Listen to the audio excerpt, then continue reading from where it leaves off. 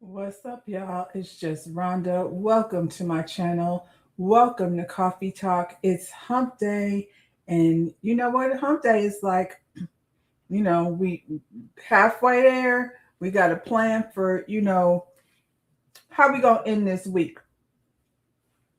Some of y'all leave early on Wednesday. I don't know. I know around here, the kids get out of school early on Wednesday. I'm not sure why that's a thing because, you know, if you got to take the school bus, depending on how old your kids are, I guess. But, parents still be at work.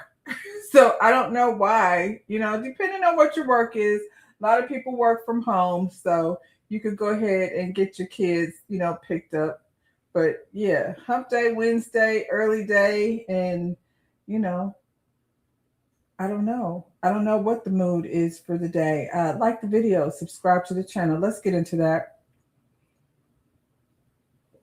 Let's normalize liking the video and subscribing to the channel, sharing it with your friends. Take these conversations outside of, our chat that we have over here and, you know, share it with the people. See where everybody's head is at. We have to like do some regulating. We'll get into that. So we need to have some conversations with the people. Yesterday we talked about friends and family. Let's make sure we're having these conversations with friends and family because some of our friends and family might be out of line over here hanging out with the water, frozen water people or becoming, a member of. Anyway, what got you here won't get you there. It's kind of like, repeating the same thing and expecting a different outcome. I believe, we started the year. We in March. I'm gonna keep like trying to keep us on track. You know what I'm saying? We started the year and the people that I don't make resolutions, people, I don't think that's a flex. I think that's you, and I don't mean y'all, I mean you as a I don't, make resolutions type individual at the first of the year. That means you don't plan. That means, maybe, you're not understanding that what got you here won't get you there. So it's the first of the year. We make plans on, maybe not for the whole year, but at least to the summer. What is it gonna do? What are my plans? What is my goals? What's on my list of things to do? To get to summer. Then we got hit with Mercury being in retrograde, and I mean, I believe that's a thing because the mood definitely was sluggish, and felt like we stalled out, and we were very distracted, and still are some of the times by what's going on with our government. But it appears as though they don't know what's going on, and so if they don't know the child, and we don't know either. Um, so we got to stay focused on that, and I feel like I don't know if Mercury is still in retrograde, but it feels like it's moving on out of there. The mood is changed, and it's time for us to, we hunker down, we reset, and so now it's time for us to figure out what we're gonna do to get there because what you did to get there won't get you there now. What you got you here won't get you there, basically. So now, it's just time to reset, set our goals. Do y'all make a list of things to do? I feel like I do sometimes. Now that's one thing I definitely. It's not a New Year's resolution. It's just a me thing. I did walk this morning. I got back out there. I'm getting on my walk, game again. It was a nice morning. I need to maybe leave a little bit earlier. I left like a quarter to 8. It was already starting to get hot, so I feel like 7:30 might be my sweet spot. That gives me time, to come in here and get ready to engage with y'all. I walk 3 miles in the morning, and I'm gonna start trying to do it in the evening also. That will be determined as far as whether or not I have a live. If I have a live at 7, I probably won't walk. But I need a list. I need to make a list. Because what got me here won't get me there. And so I feel like I'm here, and there's some changes I need to make. List is definitely very important. I probably will start making my list at night before I go to bed. That way I know like what the plan is for tomorrow. I'm a grocery store list person. Do y'all go to the grocery store with a list? Because if I don't have a list in the grocery store, I get off track and forget things. So I feel like having a list also helps you like take accountability. It's a visual for you to see what you got done, what you really got done, you know what I mean? And what you said you were going to do. And so if you can go to bed at night and look at your list, and you know, you might not always cover all the things on your list, but it does feel good for you to see like what you managed to accomplish, you know, versus what you know said you were going to accomplish. Do you know? So yeah, let's start with a list. I'm not on that caffeinated. I had my coffee this morning, earlier this morning before I went on my walk. So I'm on some mango juice and water today. That's what I'm on. Yeah. So I'm gonna get off my soapbox, and you know, if y'all have anything to add on what you got, what got you here, won't get you there, please share, because you know I'm gonna start with a list. That's very minimal, very minimal. Even if my list includes going to walk, that's part of my good health. I don't have to tell you everything that's on my list, but yeah, let's get into those lists and see if that helps us get, through into the summer, accomplish some of these goals that we set out to accomplish. So, yeah, that's where I'm going to leave that. Let's get into the things that we get into over here at Coffee Talk, current events, a little bit of celebrity gossip, and, the things that are history, that are excellent, and that are black. Because that's what we talk about. If we don't talk about over here, who's going to talk about it? Let's get into some Black excellence. Janice Bryant Howroyd became the first Black woman to lead a $1 billion company, and most people have never even heard her name. She built a staffing empire with 17,000 clients across 19 countries and became the first African American woman to lead a $1 billion company. No viral moment, no reality show, just decades of work and discipline and vision that changed what Black women in business looks like forever. This is the kind of legacy that deserves to be on every timeline. I definitely never heard of her, but she's a woman in business. And, like they say, the way we move around here, a lot of times, if we don't see it on our timeline or, on a reality show, this lady's like 73 years old. So she's 73 years old. She was born in Taboro, North Carolina. She's a North Carolina Agricultural and Technical State University.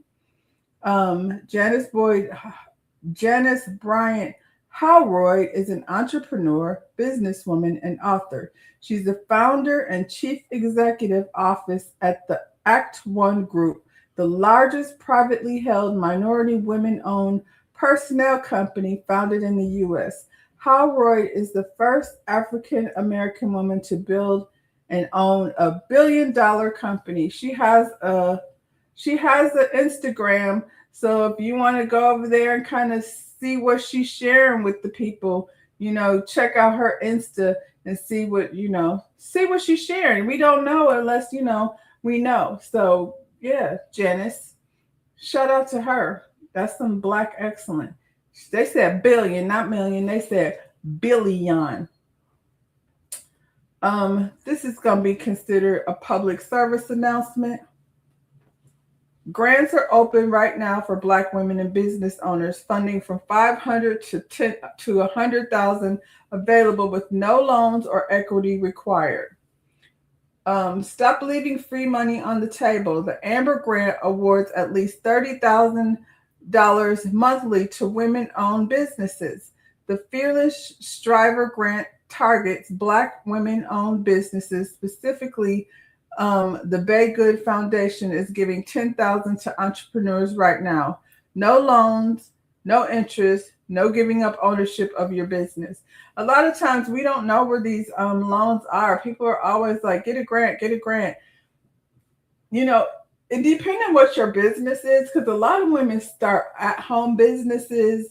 Depending what your business is, it doesn't take a lot of money to just get a boost. You know what I mean? To get out there and get things moving. Sometimes little bits of equipment, machines and things, or, just supplies that you need for whatever your business is, whether it be candle business or soap making business.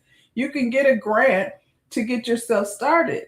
Right now, we live in paycheck to paycheck, and you have an idea and a dream that you maybe want to set out to pursue, but just the day to day gets in the way, and you don't have the money to start up your business. So, we don't always know where this money is, and I'm here to share it. So, if you need a grant for a small business, if you're trying to change, from what you've been doing to what you need to do, this is, like I said, $10,000. That'll take you far depending on what your business is.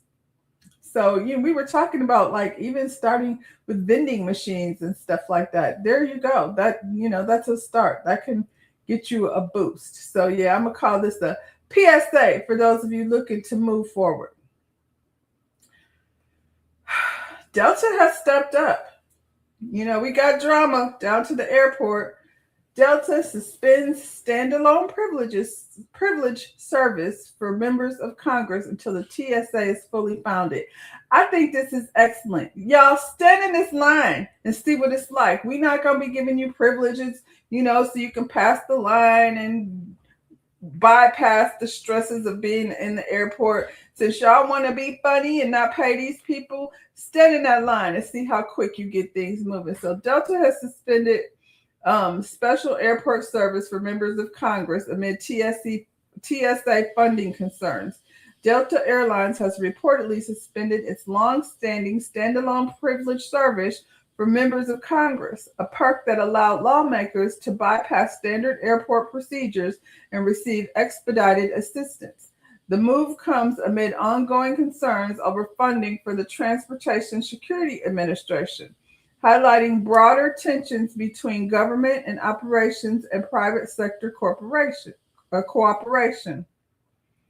The specialized service, which has been quietly offered for years, provided congressional travelers with streamlined airport experiences, often including faster check-ins, priority handling, and in some cases, coordination that reduced the time spent standards TSA lines. While I guess that would include Clear and all the other stuff that that people have paid for that Congress just gets as a perk. While not widely publicized, the program reflected the close logistical relationship between airlines and federal officials. They do that at Disney World too. Celebrities can shut down things at Disney World so they can ride rides by themselves. That's wild. Anyway, Delta's decision to halt the service appears tied to uncertainty surrounding TSA funding. When federal agents face budget constraints or shutdown risks, airport operations can become strained, leading airlines to reassess how resources are allocated. By suspending the program, Delta may be signaling that preferential treatment is difficult to justify when the broader system is under pressure. The move also raises questions about fairness and optics. Critics of such privileges have long argued that elected officials should experience the same travel conditions as the public, especially when making decisions that affect transportation security and funding. Supporters, however, contend that expedited travel helps lawmakers maintain demanding schedules, perform their duties efficiently. Yeah, that's bullshit. Make your flight, fly with the rest of the people. See how it is. I feel like, your business is any more important than mine, as far as I'm concerned, whatever it is. For now, the suspension is expected to remain in place until TSA funding stabilized. Whether this marks a temporary adjustment or a permanent shift away from executive travel perks remains to be seen, but it underscores how closely airline operations are tied to federal policy decisions. Yeah, well, I like this. So shout out to Delta. And, we'll see who else goes and stands by this, um, suspension. Maybe other airlines should, because, it's a whole mess down there to the TSA, these people not getting paid. And then they send it other folks over there. So who's down to the airport? Now, this is a heck of a visual. So Trump won't pay TSA, but ICE are being paid to do this. So you see all these melanated ICE agents standing here on their phones being paid while TSA agents are not being paid. And I don't think it's an accident that all these brown and black people are down here. First of all, is these your people? Let's go ahead and circulate their photos, because if these are your people, their cookout invitation has been revoked. We're going to have to reassess how we determine who gets to come to the cookout. We're going to have to lean on who all going to be there, and don't be bringing no plus one. So don't come to the cookout with no plus one. Everybody's background needs to be checked to make sure they wasn't down to this TSA line on their phones getting paid dressed as ICE agents. And I don't think this is an accident either. I think that it's on purpose that these people that are members of, the new clan, they call it ICE, it's not an accident that these brown and black people were sent over here to do this job, because they are not required to wear their masks. So you are seeing for the first time ICE agents, which seem to be a lot of black and brown people, down here to this airport with no mask on. That means, all of the Klan's members seemingly are still being protected. So when you want to go into spaces where they are not, wearing their mask, you're going to find your cousin Gerard down here and your cousin Lakeisha down here at the airport on their phone in their ICE uniforms. That's wild. I have to, somebody should study the mentality of a black person. And I ain't gonna worry about the brown people, because y'all be making bad decisions based on who you align your stuff with. But I'm just gonna speak for the blacks, and I have to wonder why you would even be considering putting on an ICE uniform. But it's biblical. They told you about Judas. So this little boy was on the bus and basically assaulted. So I'm gonna let him show you how he throw hands, and then we'll talk about it a little bit.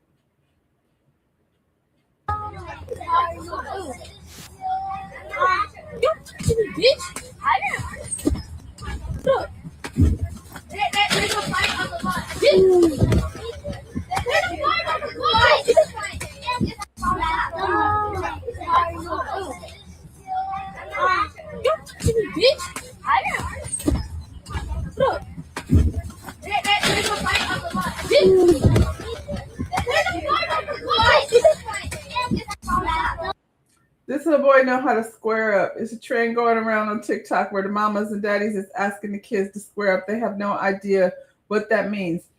He does. He knows what a square up means. So 2 students, and you can see 2 of them, 2 students planned an attack on my son. Now he's the one punished. My son Blaze, a student at a popular Hill, a student, I thought she was excluding the name. My son Blaze, a student at Poplar Hill Elementary School, a predominantly white school, was assaulted on the school bus on March 6, 2026. This was not random. It was planned. 2 students on March 2nd, one of them warned him, "You better watch your back on the bus Friday." When Blaze asked what she meant, she said she was just joking.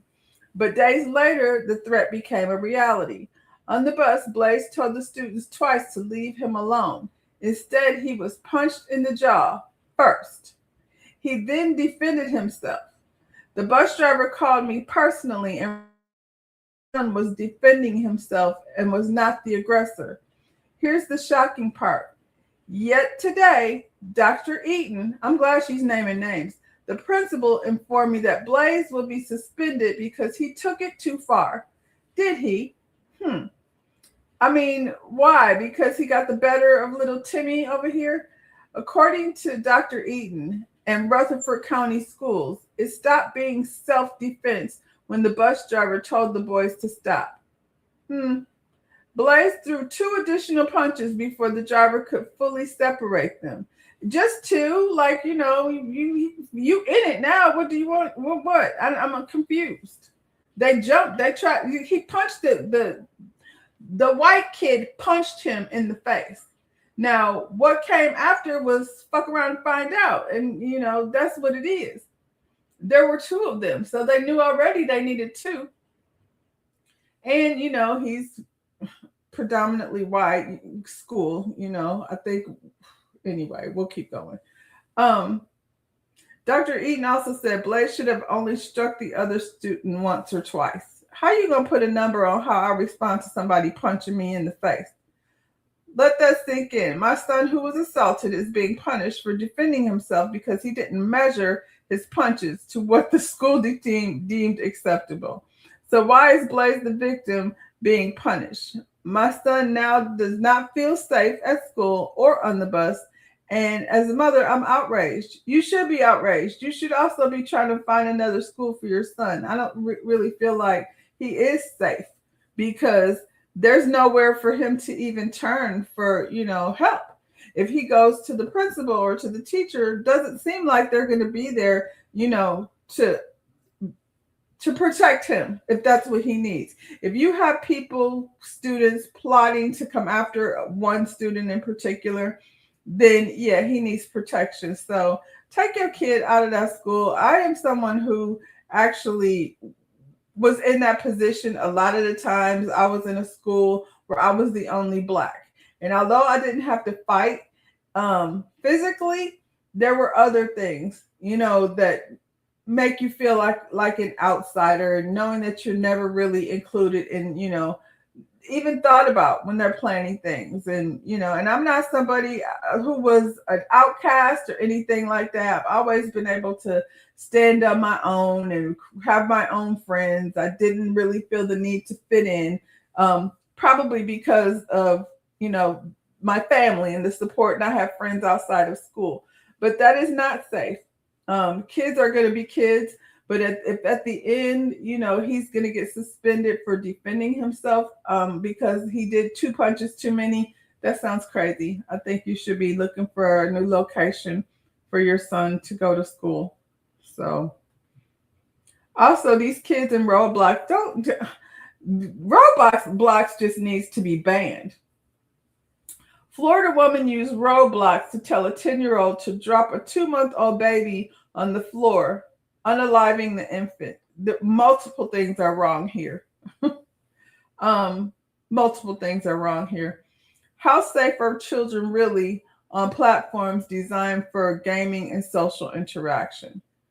A disturbing criminal case in Florida has raised serious concerns about online safety after investigators allege that Tara Sykes used Roblox to communicate with and influence a 10-year-old child involved in a fatal incident. Authorities say messages exchanged through the gaming platform, including instructions connected to harm inflicted on 2-month-old infant who later died from resulting injuries.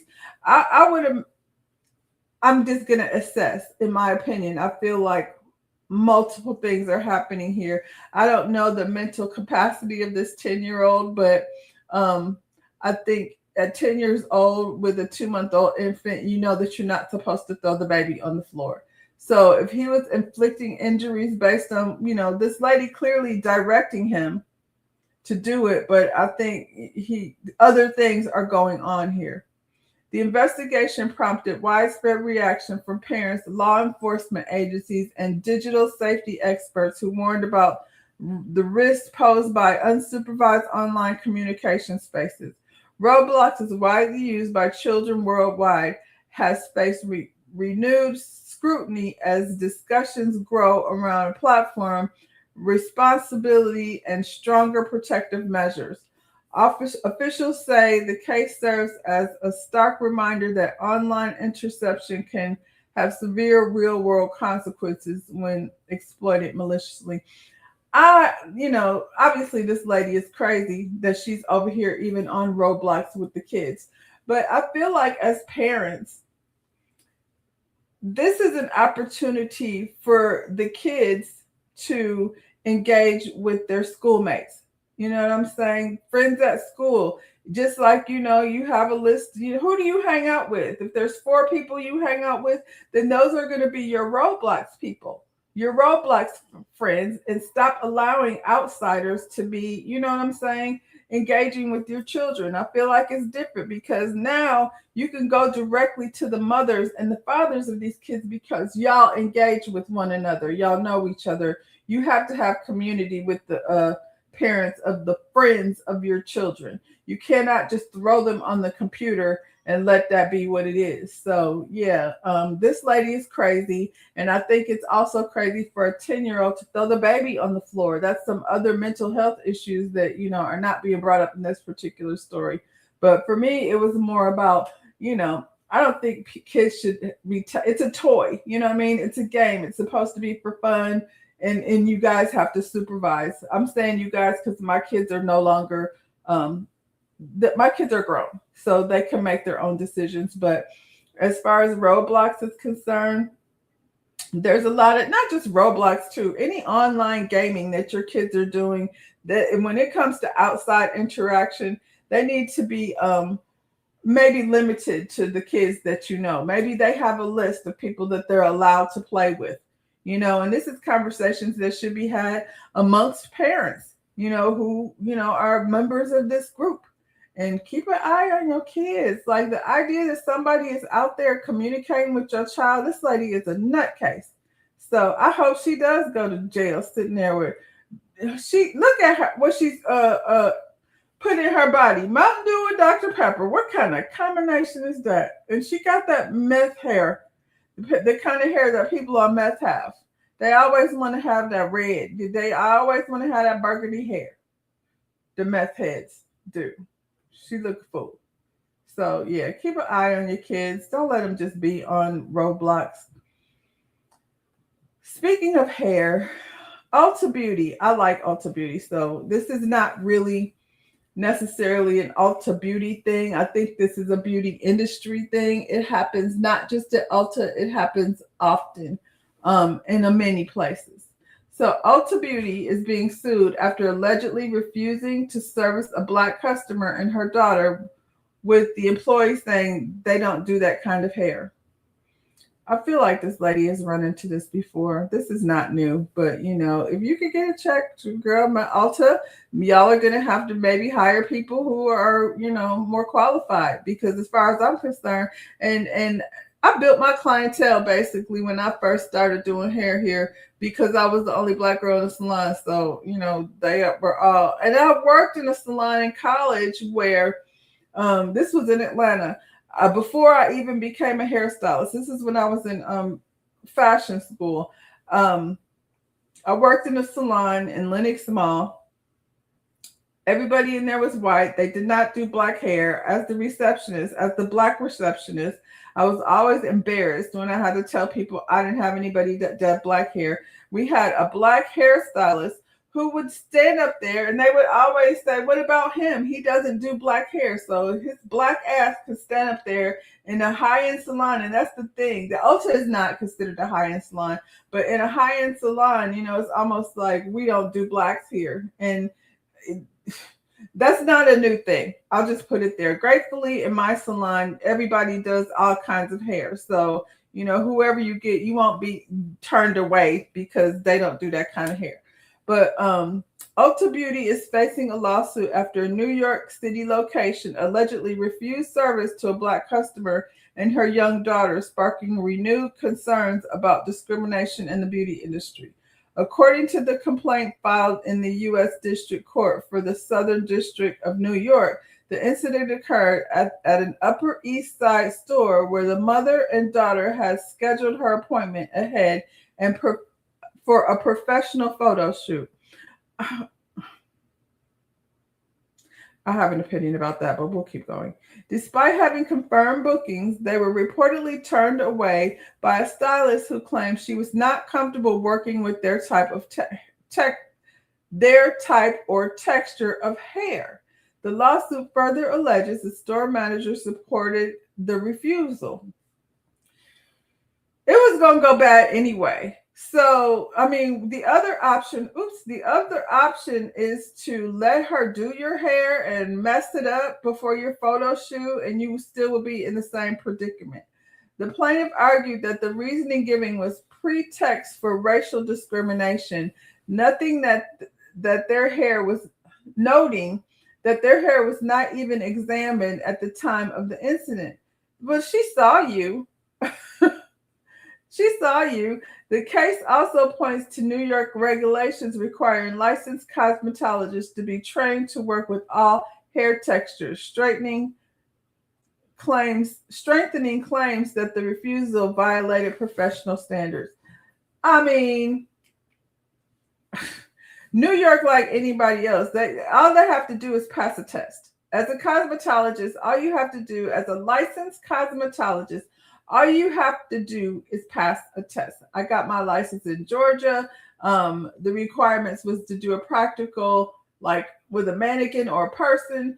Here in Florida, they don't require it. The practical is also written. So how good a hairstylist is not determined by whether or not they're licensed.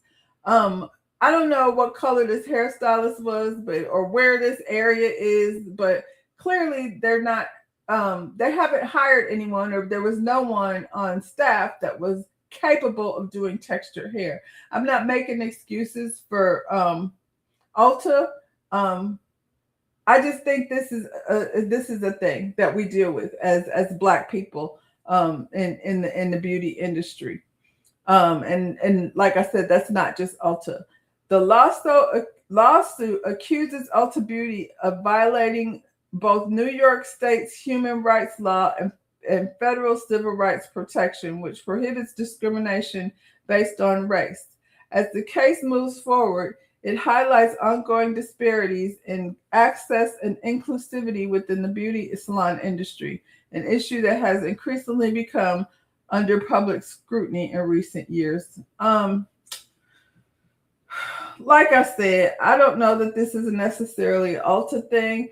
And the thing is, as far as discrimination goes, like it is discrimination to some extent, because I feel like white stylists are allowed to limit themselves as to they don't do Black hair. So that part is discriminatory. However, the way it was stated is she didn't feel comfortable. She didn't feel comfortable in her skill level, which makes it a slippery slope. So, like, if she would have done this lady's hair and she already wasn't comfortable, it's a lose-lose situation. You know what I mean? So you're still going to be unhappy. So would it be worth it for you to take that next step for her to complain in your hair, even though she knows you don't have no, I mean, she doesn't know what she's doing or she doesn't feel comfortable. Also, you have a photo shoot. You have a professional photo shoot plan. I don't understand people that do this with a stylist that they've never been to before. And when you booked your appointment, I mean, I guess it never occurred to you to ask, like, are they qualified to do Black hair? And I don't feel like you should have to ask that question. But I feel like the person on the other end should probably ask questions. You know what I'm saying? What's your hair texture? I guess the more information you get on the other end, and she would have been told or at least booked with somebody who knows how to do textured hair. Now, if you don't have anybody, Ulta, that knows how to do textured hair, then, that's something to be looked at. So she might get a check. I won't be mad if she does, because y'all should have people in there qualified to do it. I just think it's a slippery slope just based on the fact that the lady said she wasn't feeling comfortable based on her skills. So next time that happens, let her do it. Let her mess up your hair. Because most people on the other side of the counter would be feeling like, does she know what she's doing? When you see Becky comes to the front and, analyze your hair for what? I don't want nobody doing my hair that feels like they don't feel comfortable doing it. Then, okay, we're good. Let's let it go then. Because I know what that means. Is it discrimination? Absolutely. What do we do to change it? Also, you're gonna have to hire people that are qualified to do all hair types. And so when you're doing interviews with people and they say, "What are your challenges?" Because I can go in there, like in my salon, I have decided I don't do updos. I don't want to. Am I capable? I am. I absolutely am. And I'm good at it. Why don't I want to do it? Because I don't like dealing with brides and things. And when you do updos, you always get stuck with these crazy proms and brides, and I don't want to do it. So I have decided I don't want to do that. Not for anybody. So that's not discriminatory in terms of, race. That's just like I don't want to do it. Do I do men's haircuts? I don't. I have one guy. If I'm doing men's haircuts, it's because um they have long hair and I can do, cut it with the shears. Am I capable? I am. Do you want me to give you a fade? Probably not. Just go to the barber shop. That's how I feel about it. Can I do short haircuts? I have plenty of women who do short haircuts. I mean, who I do short haircuts on. It's not the same. It's not the same. And my man is a barber. The verbiage isn't even the same. The way the verbiage that they use versus what we use is it's different. So yeah, I don't want to do that, but I don't turn anybody away. Hell, I would say a majority of my clientele is white just based on where I am. Um, I do have a large black clientele, but if you're doing the balance, I would say it's probably like 70-30%. Um, I don't turn away anybody. And then now, like for all the curly hair girls that are now embracing their curls, they choose me usually to as their stylist because they see what my hair looks like. They know I understand what they're going through. So it's unfortunate.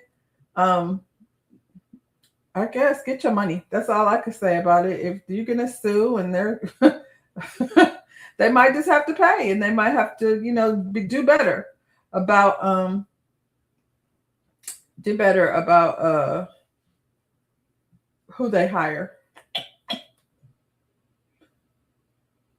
This new lady, Real Housewives of Atlanta newbie Pinky Cole, says a creditor seized her Georgia home despite bankruptcy filing that should have paused the collections. Tells court is causing extreme financial harm because she needs to rent the property for income. I've never been to the Slutty Vegan. Uh, I mean, I feel like there's definitely a space for it. I've just never been there. I'm going to look it up in a minute. Pinky Cole raced to court after creditors seized her property following bankruptcy filing. A move she says should have paused all collections on efforts. Yeah, your personal stuff and your business stuff. I don't know. I mean, I don't know. According to court documents obtained by TMC, the ROA's newcomer says Guardian Assets Management took control of one of her many investment properties, a 6-bedroom, 4-bathroom home in Longville, Georgia, placed a notice on the home and changed the locks. Ooh. Pinky, who filed a Chapter 11 bankruptcy earlier this year, her legal team tried to inform the company that the filing should have stopped the collections activity. However, she claimed the situation has already caused harm. She says the seizure is causing extreme financial harm because she planned to rent one of the homes for income already had a tenant lined up with the lease to begin on April 1st. Did you? Separate filings obtained by the outlet Pinky revealed she was dealing with millions in debt and currently has little to no income aside from about $15,000 a month earned by her husband. Whew, I'm sorry. How did she get millions in debt? I wonder. Let's see. Slutty Vegan. She's new to Housewives, so this is happening in real time. So she's got Brooklyn, Baltimore, Birmingham, Braden, Florida. So there is one here. It's not anywhere by me. I want to see the menu. Well, I guess she's got one in Atlanta. I mean, obviously. I'm not vegan, but I mean, I feel like there's plenty of vegan people that this would be a great, let's go over it together. Let's look at their menu together. Have y'all been to the slutty vegan? Sometimes vegan food, you know what I'm saying? It's tasty and delicious depending how who cooked it. Like I said, I'm not vegan, but um that doesn't mean I wouldn't eat there at the restaurant. Let's see. No, I don't want to be a franchise partner. I just want to see what the food look like. There's one, two, three, four, five. She's got 6 locations. I guess that would, explain. I don't know. How do you get millions in debt? That looked like a lot. Ooh, wait. I don't know what kind of. It looked like a big old Mac with, you know how Arby's be putting all those different meat on one sandwich. These burgers look enormous. Hollywood hooker, vegan chopped Philly with jalapenos, bell peppers, and onions. So yeah, I feel like I would eat this food if it tastes good, whether it be vegan or not. Slutty fries, slutty lemonade, everything's slutty over there.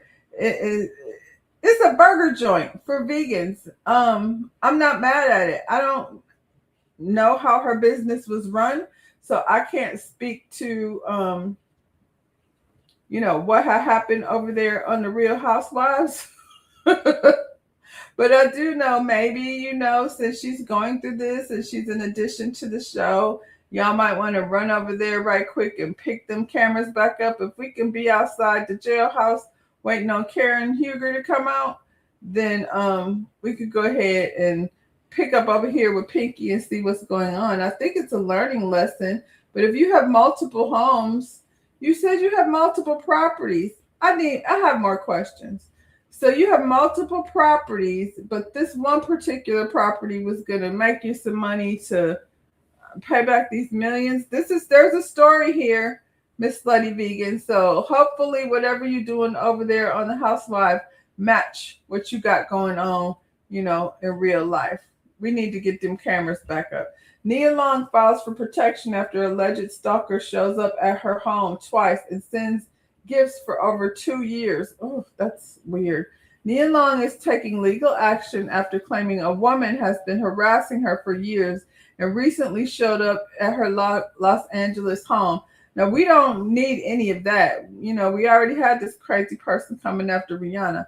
According to TMZ, actress filed for temporary restraining order against the woman identified as Carrie McDonald, alleging ongoing stalking behavior. In the filing, Nia claims McDonald's a stalker and says she does not know the woman despite the alleged obsession. Nia says the woman has been harassing her for 2 years, sending unwanted cards, flowers, and gifts. Wow. How do they get these people's address? While also appearing at her home on multiple occasions. Oh no, that's not gonna work. The situation escalated over a weekend, and she got kids. Nia, I mean, you know what I'm saying? You just never know with people. While also appearing at her home on multiple occasions, the situation escalated over the weekend when Nia claims McDonald rang her doorbell, prompting a police response. The woman was arrested. Good. She should have been arrested. I don't like people knocking on my door either. The actress also recalled a prior incident in 2024 when the same woman allegedly showed up late at night demanding entry and received a strong warning from the police. Nia is seeking protection for herself, her 2 children, and her mother. I knew she had kids. I don't know how young they are. Probably still, young enough. A judge has denied A judge has denied the temporary restraining order for now, with the hearing set for April. Well, I wonder why he would deny it. Like, they always want to wait until something happened. 2 years sending gifts. Why so long to file? This is in the comments. What was she doing with the gifts? I think y'all are missing the point. That's strange behavior for somebody. And then to be showing up at your house These people be crazy. Well, you don't know what their thought process are. Like I said, she got kids. Like she should be able to like let her kids go outside and feel safe in her own environment. So you're gonna have to get to a gated community, uh, Nia. She probably does live in a gated community. I don't know. I just feel like, good grief. I don't know why they wouldn't file at least a temporary restraining order to, document this lady's behavior. Well, your boy Usher speaking. A lot of people have talked about Usher and Diddy's relationship, especially as Diddy's legal issues grew to be front and center, and now he's speaking on his mentor. In a recent interview with Forbes, Usher said he's nothing negative to say about Diddy and controversial may have a controversial view. He highlighted that his own experiences with him aren't the same as what the public learned about him during his trial. While he says he isn't defending any bad behaviors from Diddy, he doesn't want the mogul's contribution to the black culture and the music industry to be overlooked. Usher, we're aware. Cut it out. He says, in many ways, I think certain people are prosecuted and may not recognize uh, recognize for the greatness that they offer. Child. Usher added that he actually learned a lot from Diddy in terms of business. Last year, Diddy was sentenced to 50 months transporting people across state line for prostitution. Well, let's hear what Usher has to say. Controversial, but in the same way, I think many people choose to look past the reality of what our country is, the standards that we now stand on. We can't ignore the reality of the history, but in many ways, I think certain people are prosecuted and maybe not recognized for the greatness, that they offer. I don't have anything negative to say about Sean Combs because my experience was not what the world has seen and how he's been, misrepresented. I'm not saying that every man is perfect. I'm not saying that all of us don't have flaws, but I can't, with any sense of humanity, not recognize the valuable contributions that this man made for us as Black entrepreneurs, for us as businessmen, for us as people who transition, culture and ideas into something that's tangible and becomes business. So many people benefited from what he created. And I acknowledge that. And that's why I see him as legacy. Yeah. You told Shannon Sharp you learned a lot about business during that era. Absolutely. What'd you learn? Puff was a mentor, but he was like you have that really, really hard teacher, but you're watching something in real time. I think that the idea of the level of discipline that came with that time in business, especially in an era that was trying to prove itself culturally in hip hop. Now, you can't turn on the television and not see the influence of hip hop. That's right. But the people who actually made that appropriate and are the forefathers are people like Sean Combs. And not just in the great times that they had musically, but in the idea of being able to find ways to monetize culture and create something that was not just Black or white. It was colorless. It was green. That's who I see that man as. I mean, this might be a bit controversial, but in the same way. I mean, we're not talking about Puffy's contribution to music. Holy moly, where did y'all all come from? Good morning, Lotus Egyptian Flower. Good morning, Motown Investor. Well, thank you, Motown Investor. I picked the topics that spark my interest and maybe are not always the same things other people are talking about. Yes, Usher is missing the point. We are not talking about Puffy's contribution to the music industry. We're talking about how he was trafficking and abusing young girls. We're talking about how he kicked Cassie up one side of the hallway down to the other. We're talking about the bad things that he did. Let's talk to Justin Bieber. It feels like he's ready to talk. So Usher, this is why you got snatched up. Because, maybe you don't see yourself as a victim. You know what I'm saying? Or, for whatever reason, beyond what we know was happening, you want to go ahead and defend Puff. We're not talking about culture. We're not talking about music. I feel like the people that Puffy was lucky enough to align himself with in the music industry probably were the reason for his success. So, you say what you want to say, Usher. We not buying it.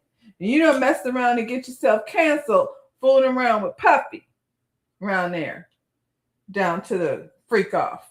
You said out of your own mouth you wouldn't let your kids go near Puffy.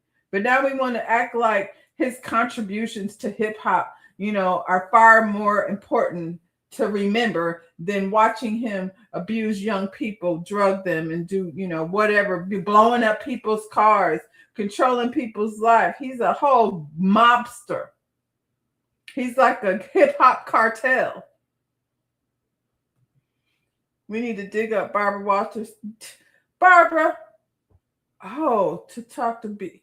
We need to dig up Barbara Walters to talk to Bieber. I wonder if she ever did an interview with him. I want to go back and look at some of Bieber's interviews back in the day. He was a little boy. And you marched him right over there to Puff. So that's what you don't want to talk about, Usher. Now, we've been out here trying to defend Usher because we felt like Usher was also a victim of what Puff was over there doing. But if you're going to be over here, like, keep your mouth shut. Don't say nothing. That smoke and mirrors were ridiculous in this interview. Like, you think we can't see past what's really going on. Controversial. It's not controversial.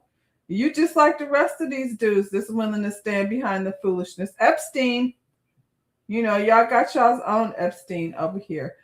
It was a lot of talk about this particular situation.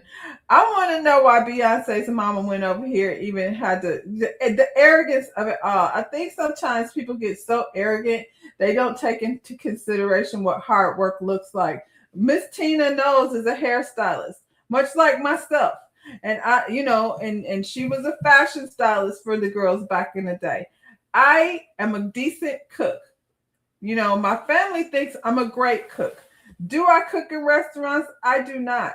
There's protocol involved. And I feel like people just because your family like your gumbo, the gumbo didn't look good. It didn't look like no gumbo I ever seen before because gumbo is supposed to have a little weight to it. I saw some brown soup over there. But, anyway, Houston health officials investigated Mama Tina's gumbo at the Houston Livestock Show and Rodeo after a customer reported becoming seriously ill after eating the dish. None of that goes together. Livestock, rodeo, gumbo, hot heat. Anyway, according to records, do y'all want to go walk around in the hot sun after eating gumbo? Does that make sense? Or is it just me? According to records obtained by at KPRC2, the customers experienced symptoms including vomiting, chills, nausea, fever, and reported throwing up blood after eating Tina Knowles' booth. On March 16th, inspectors found the gumbo had been prepared off-site and in an unlicensed location, cooled and stored in non-food storage containers. Who did she hire to run this thing? Then transported to the rodeo without proper temperature logs.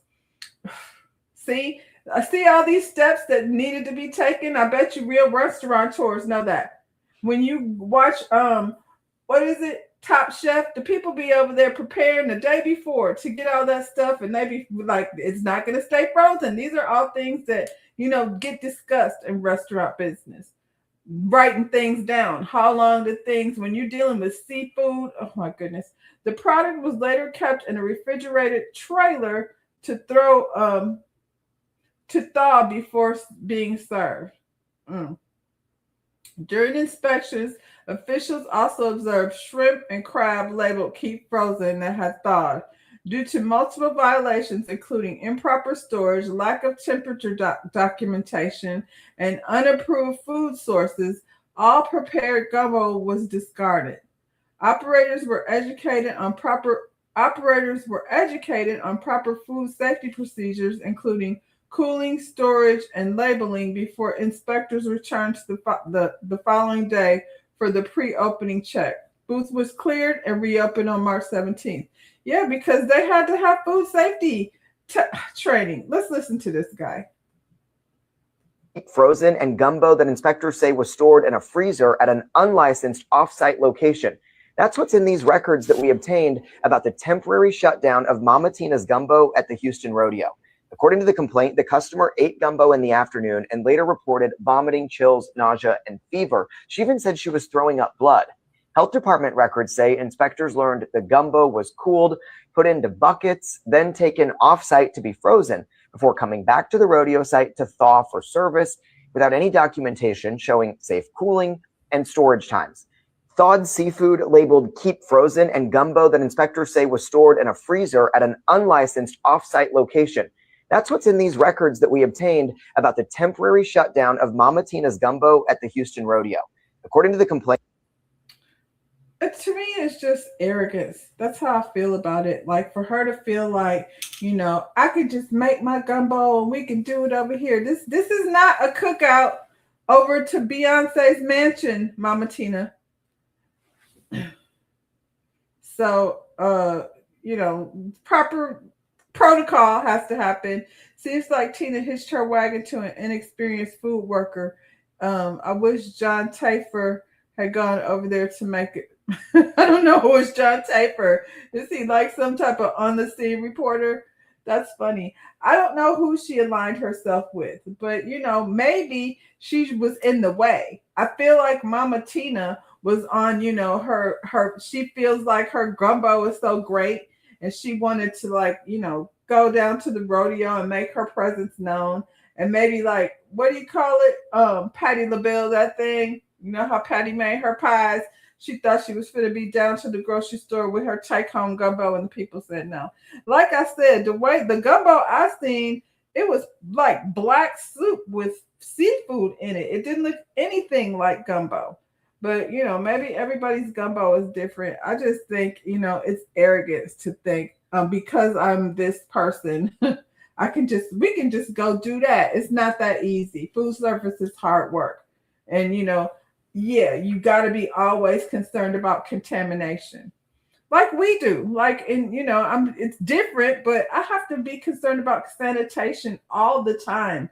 The way I move. When I have a client get up out of my seat, I spray my chair down to make sure that everything is clean for the next person. Shampoo bowls. There's things and if you're not seeing that, like the brushes, I've seen stylists with hairbrushes that are full of everybody's hair.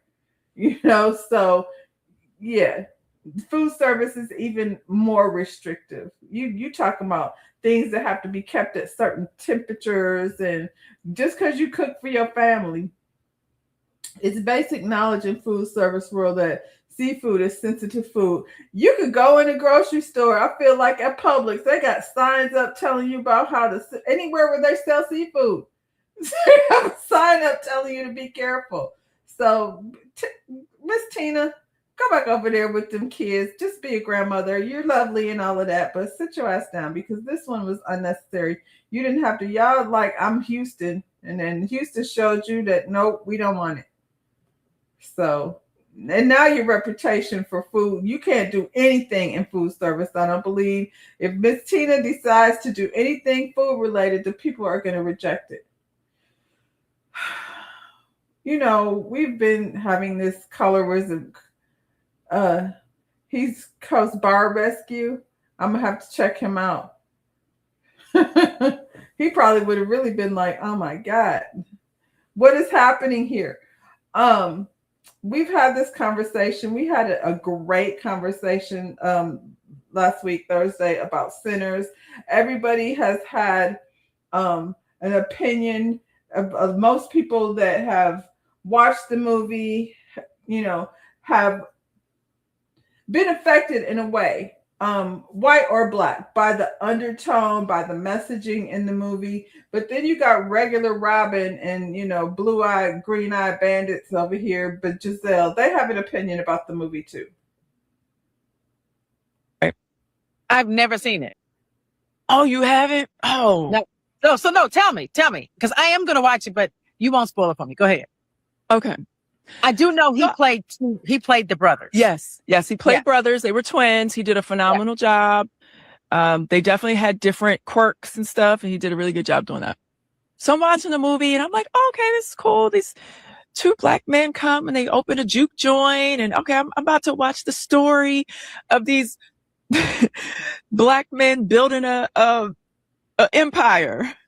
So I'm watching the show and I kind of doze off and I fall asleep and I wake up and there's vampires eating people, and they're like, and there's blood everywhere. And people are, and I'm like, what? What are you doing, Robin?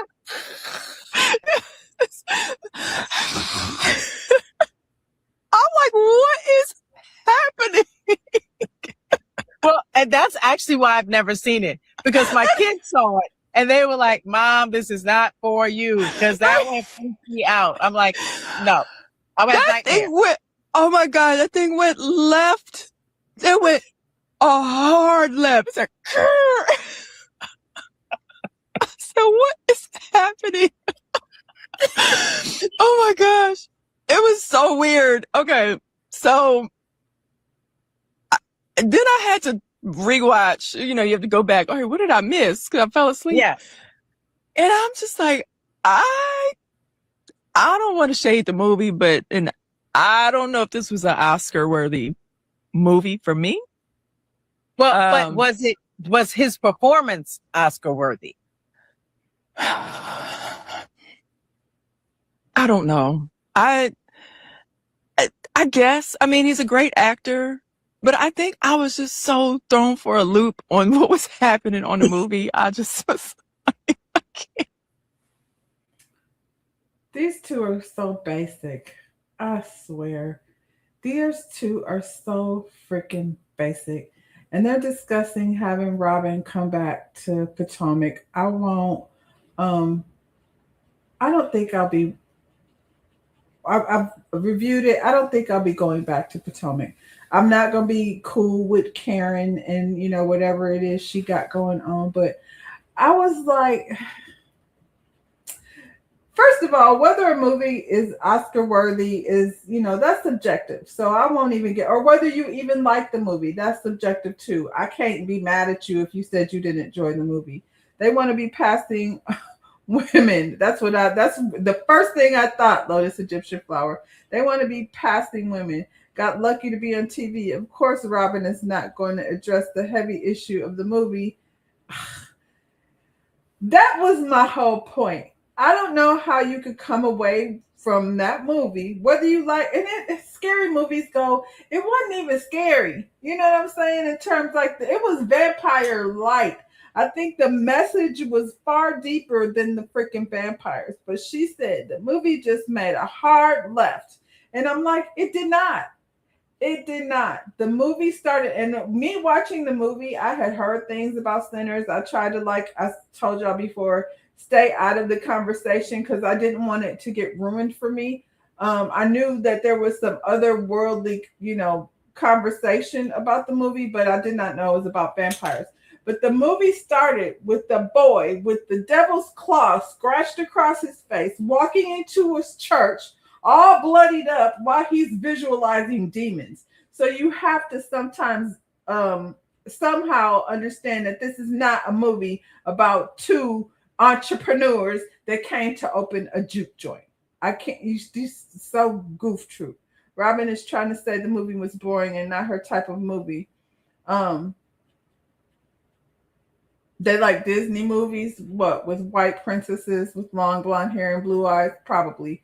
Yeah, I felt like when the movie first started, and then, they said the day before, I can only speak for myself, but it was like the day before. So my whole thought process while I was watching the movie is, okay, this is the day before. So what the hell happened that led up to this day where this boy clearly saw the devil? That's what my thought process was. So we're getting, the backstory, but we know something happened. So when the vampires show up, I wasn't particularly surprised because I was like, oh, okay, this is where we're going. But aside from that, there was so many messages in terms of being in the deep south. Like, I think one of the biggest things that I was affected by in this movie is the cotton in the background. It was like another castmate for me to see, them riding through those cotton fields and the things that they were the blues, the ancestry, and these two is over here giggling about vampires. They are so very basic and low vibrational, and it's it solidified everything I've already felt about them. Their level of comprehension can only take Disney movie. I feel like Disney movies sometimes be having subliminal messages that they probably miss. I don't think it was Disney. It might have been Pixar. But if you've never seen Zootopia, and there's a second Zootopia, I haven't seen it yet. But there's so many messages in Zootopia, you know what I mean, about racism and classism. No, she's not trying to slide in the classroom late. Good morning, T. We about to go to recess. Oh my God. The men on the chain gang were characters. Yes. It was just so emotional. T, we over here talking about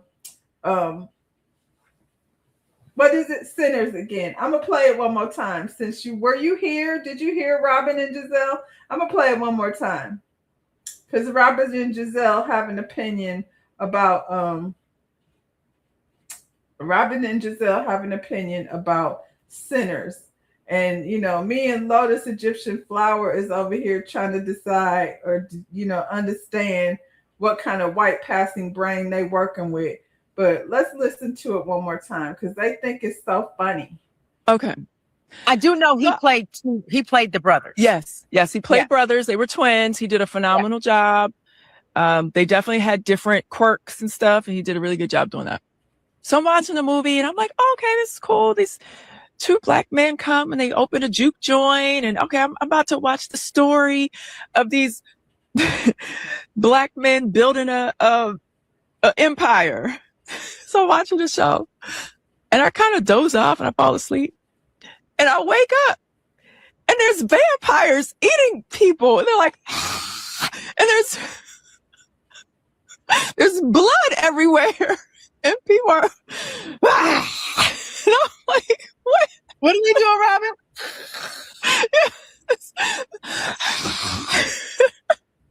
I'm like, what is happening? Well, and that's actually why I've never seen it, because my kids saw it and they were like, Mom, this is not for you, because that went freaky out. I'm like, no. That thing went, oh my God, that thing went left. It went a hard left. It's like, so what is happening? Oh my gosh. It was so weird. Okay. So then I had to rewatch, you have to go back. All right, what did I miss? Because I fell asleep. Yeah. And I'm just like, I don't want to shade the movie, and I don't know if this was an Oscar-worthy movie for me. Well, but was his performance Oscar-worthy? I don't know. I guess. I mean, he's a great actor, but I think I was just so thrown for a loop on what was happening on the movie. I just was like, I can't. Yeah, so that's their take on the movie. I watched the movie with my girls. I watched the movie 3 times, I think maybe because I knew we were going to come over here and talk about it. Her daughters attend HBCUs. Giselle's daughters. It's unfortunate that they didn't think any deeper than that, because me and my girls watched it and it just sparked a whole nother conversation. I don't expect anything more from these two clowns though. Did she get paid to shade the film? I think they make it a habit of saying what they consider controversial things.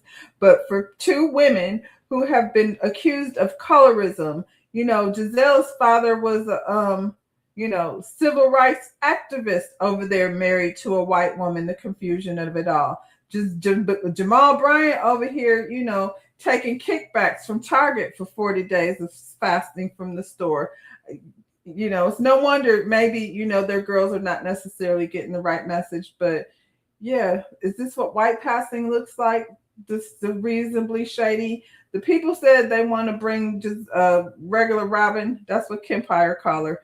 Want to bring her back as a friend of, like I said, I'm not going to Potomac. I just think I've had enough of them. I think I've had enough of them. So yeah, that's all I got for today, y'all. It was fun over here. Thank you for coming to hang out with me. What's today? Today is hump day. I'll see y'all in the morning. Next thing they'll be over there apologize saying they didn't mean it. I mean, like I said, you don't have to like the movie. If it ain't for you, it ain't for you. But I don't understand how you can walk away from Giselle and Robert part of that gumbo. That's where she got the recipe from. I mean, for you to walk away from that movie and only take away the vampires, like for me, the vampires were like the least significant. They were like they were an integral part of the story, but the message was so much bigger than the vampires. But that's she. First of all, she said she fell asleep. I fell asleep and then I woke up and there were vampires there. Well, I mean, I feel like if you fall asleep in the middle of a movie, you're going to be lost. Everything is a left turn because you don't know what happened. But, she said she doesn't know if it was Oscar worthy. I would wonder what would she consider Oscar worthy. I haven't watched Tiana's movie, but I have not heard anything good about it. Everybody said that movie was not good. So I don't know what would be considered Oscar worthy for her. And for her to, it's so funny because my youngest is 20. So she was the only one that had, not overseers. Oh, they don't see themselves in there. White passing overseers. My youngest, we were sitting there 2 minutes into the movie and she was like, whoa, they haven't even said anything talking about the stack and smoke. She said, man, they haven't even said anything. Even just the energy that they're giving off already, you can tell the difference in the personalities. And I was like, it's true. And we didn't have any conversation about the movie. I didn't give her no lead in. She didn't know any more than, what she was seeing. And so for them to say, I don't know if he had little quirks. So yeah, regular Robin and Giselle at it again. I guess that's where we're gonna end things today, y'all. Don't forget to make your list. We go, I'm gonna end it here. Right where we started. What got you here won't get you there.